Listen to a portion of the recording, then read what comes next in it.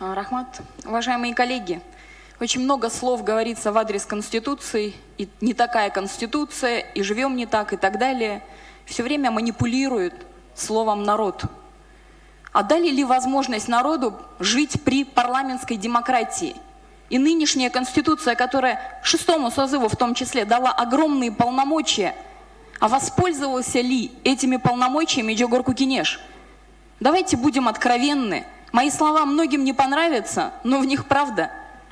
Если бы Джогор Кукинеш проявил волю хоть раз и следовал нормам Конституции, используя в полной мере свои полномочия, а не был секретариатом при администрации президентов нескольких, сейчас, возможно, у людей не было бы разочарования в парламентской форме правления, не было бы требований смены, потому что действительно мы бы жили совершенно в другой стране.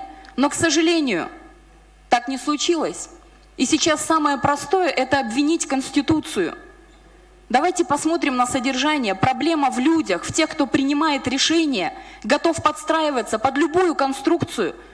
Пока народ не увидит и не почувствует, не поймет до конца, что для политических приспособленцев удобна любая форма, парламентская, которую можно приспособить под свои интересы, или президентская, где это можно сделать быстрее. Пока не будет этого осознания, не будет перемен.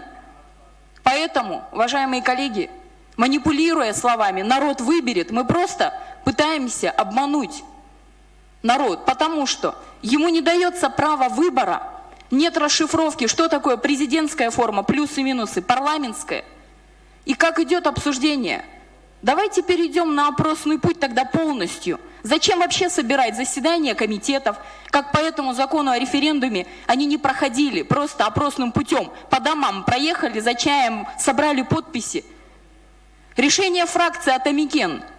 Там нет подписи лидера, это нелегитимно. Закон о регламенте не позволяет принять во втором и третьем чтении вопросы даже в режиме чрезвычайной ситуации, которые выходят за рамки социально-экономических вопросов, правопорядка и безопасности.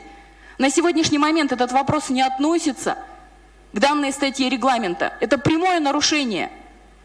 Давайте тогда перейдем на опросный вид работы со стороны Джогор Кукинеша. И завтра интересы лобби-групп политических, экономических будут подписываться вечерами у себя дома. А может быть, отдать территорию, такое решение будет подписано депутатами. Согласен ли народ? Нет, поэтому защитить